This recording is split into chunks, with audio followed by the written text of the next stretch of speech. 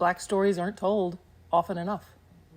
I grew up in Oklahoma and in a much more diverse population than there is, at least here in Southern California, and it's not happening like it should be.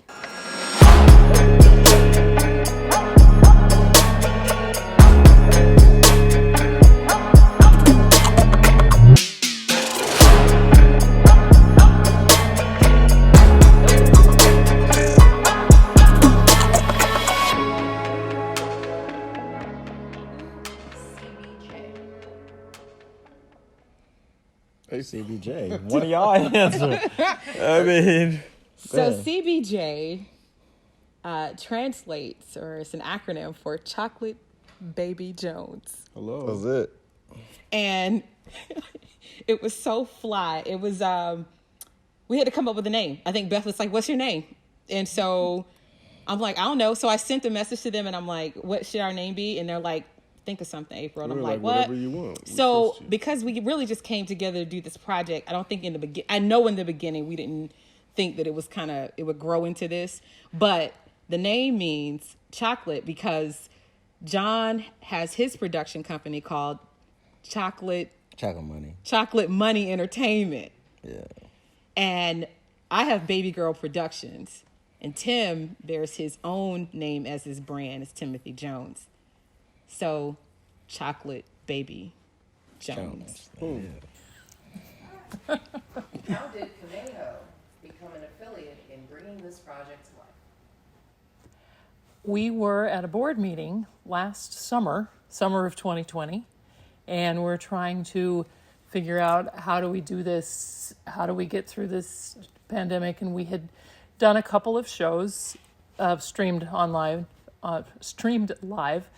and Shelley Saxer, who is a professor at Pepperdine, where John went to school, says, "Oh, I have a friend. He wants to do a show. Here's his number." And so 7 months ago, we started this, and we've been at it ever since. What were some of the most rewarding parts of working with one another? I can answer that. Well, because Canejo was one-stop shop. Canejo had, they're a group of seasoned professionals that literally had everything available. I mean, there's set designers, there's camera people who naturally have a talent for what they do. They're skilled at what they do, but then they wanted to do it. So everything is volunteer based. So when we were trying to develop this show live and couldn't due to COVID, but we didn't want to scrap the project altogether because John had been working really hard. Timothy had been working really, really hard. They've been working virtually. And we couldn't get it, done the way that we initially thought. It was just easy for us to just kind of step into the position to, call Canejo and say, "Hey, we'll just come to California and do it here." We really just wanted to see this thing birth. And so Canejo provided, again, just a wealth of experience. For me, it was like the training wheels. I use that word because, again, I was able to come in and just watch and observe, and I couldn't believe what they did with the set. I mean, everything that Tim, communicated with this group, it just came to life. Perfectly. So a wealth of resource, a wealth of everything is what Canejo provided for us. How did you create balance in professionalism, creativity, and friendship? I'll speak to that. Well, I'll speak to the CBJ Canejo collaboration first. Beth has been extremely patient on her end because there's times that she's politely screamed for text messages and emails and things to be done, but yet we're all juggling so much to make things happen. April has been extremely patient because they are the two administrative gurus and we are the creatives. So for us to be able to synergize that and also protect our friendship, it was a juggling act, and we had to maintain personal conversations and open communication. We had to listen to one another. There were apologies that were given. There was forgiveness that was granted. This was a process that was very similar to a marriage. And I'm so glad we didn't get a divorce, Beth, and April, and John, and Mark. I'm so happy we made We it. are here, and I think that it was because of our maturity Yeah. that helped us to bridge the gap. For me, this was a learning experience. Just watching the collaboration between these two production companies. Canejo Players providing the facility, but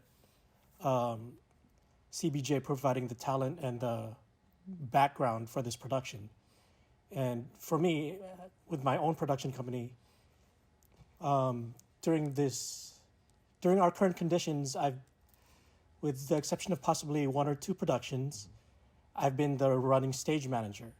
And in this process of this past year or so, I've learned how to handle managing the cast, the crew, and the difficulties and challenges of web broadcast.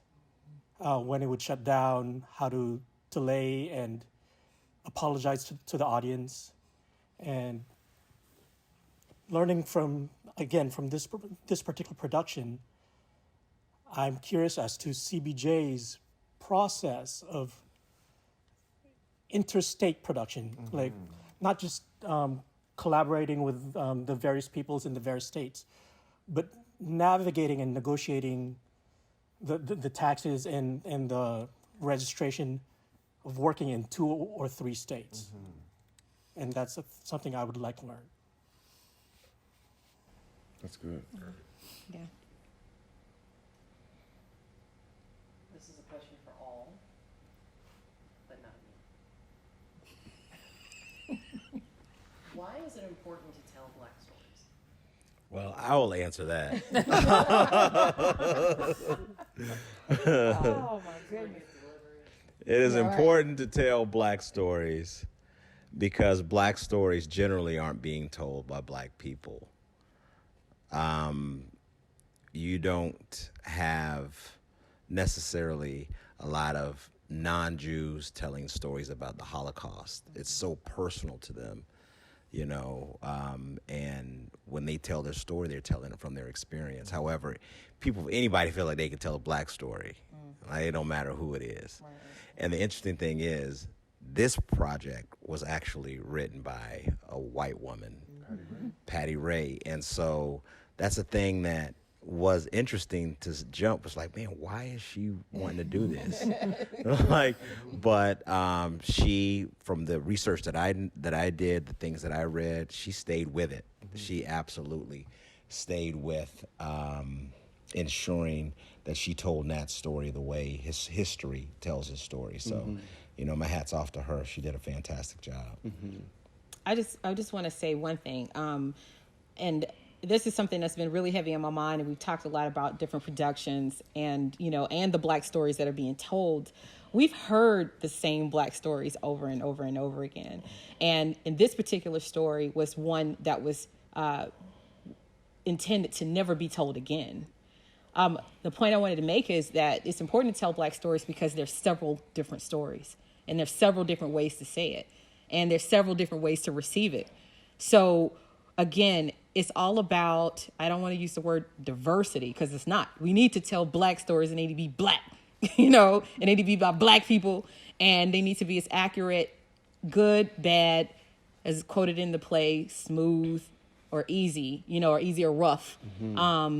And Nat Turner was a hero to a lot of us.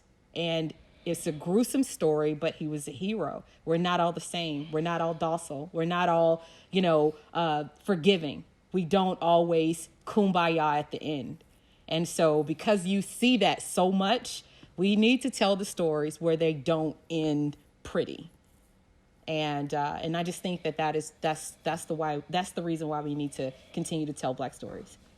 I think telling Black stories is important because it provides an alternative lens. Most of history is written, as the saying goes, written by the victor. So when you look at history, it's written from a very specific perspective. If you want to see the other perspectives, you don't study history, you study a term that I learned when I was in undergrad, historiography, because historiography takes into consideration perspective and context and culture of the time and place. So Nat's Last Struggle, for example, takes the story of Nat Turner's rebellion from Nat Turner's particular perspective through the context of his mind, his eye, his lens. I think, to be honest with you, that John summarized it with the fact that the stories are not being told. We're in 2021, and we still don't have quality, consistent Black stories that are being told. So we all have to exercise our freedom of speech and our talents, and we have to maximize our giftings, and we have to tell these stories for our children and for our children's children, especially because they're seeing one-dimensional stories. I have two daughters, 19 and 17, and I want them to know what a strong Black woman looks like, and I want them to know what Nat Turner was really like, because it wasn't taught in school. I want them to know that he was not, the misconceptions that have been portrayed throughout the years, but we have to take it upon ourselves to tell those stories and to do it consistently. And I hate to keep repeating things, but Black stories aren't told often enough. I grew up in Oklahoma and in a much more diverse population than there is, at least here in Southern California, and it's not happening like it should be. What words of encouragement would you give to others who may see what you've accomplished but think that they can't do what you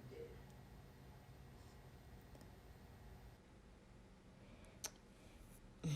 Don't be a jackass. Like, get up and do it, because it really is, the advice I would give to anybody who doesn't believe that they can do it is that there are so many people. This is what they tell when I was taking law, when I was taking the bar exam. They would say, you're about to take the bar exam, and what we want you to realize is there are a lot of dumb lawyers out there. And so you're about to take this huge exam, but the thing that motivates you is that there are a lot of stupid people that have been able to do it. And I think that where this is concerned, we all came, whether it is CBJ or whether it is Canejo, we all came with a desire for excellence. Find people that want to do what you do excellently, and then just go, because you're going to make a bunch of mistakes. Yeah. You're just going to make a bunch of mistakes. That's true.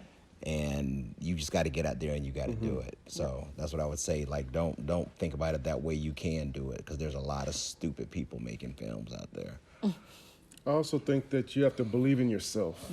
That's one of the things that I tell my daughters, but a Hollywood producer told me that about 15 years ago, he and we had a contract, and I signed it. He hadn't signed it yet, and we were getting ready to enter into this big collaboration, and he backed out of it, and I was heartbroken.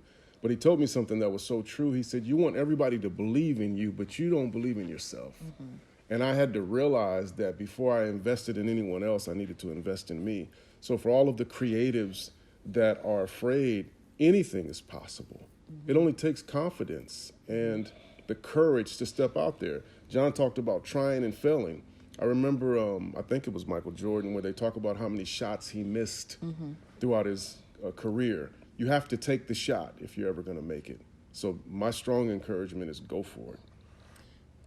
I'll just say that if you can't live with that what if, then you need to just do it, and that's my thing. I for anything that I jump into, and I think about all the challenges that comes, and I think about what it would take, and if the project's too big, or if I know enough, or whatever the situation is, can I live with not doing it? And so you can think back on your own lives about what if you had just done X, Y, and Z, and if that keeps you up at night, if it's unsettling, then try it, because, at least you can sleep at night knowing that you have at least tried it. Again, I don't want to, sound like a, after school special, but like Tim said, believing in yourself. If you think you can do it, then why not? And then who wants to waste time, right? The pandemic has taught us that time is the most wasted blessing that we have.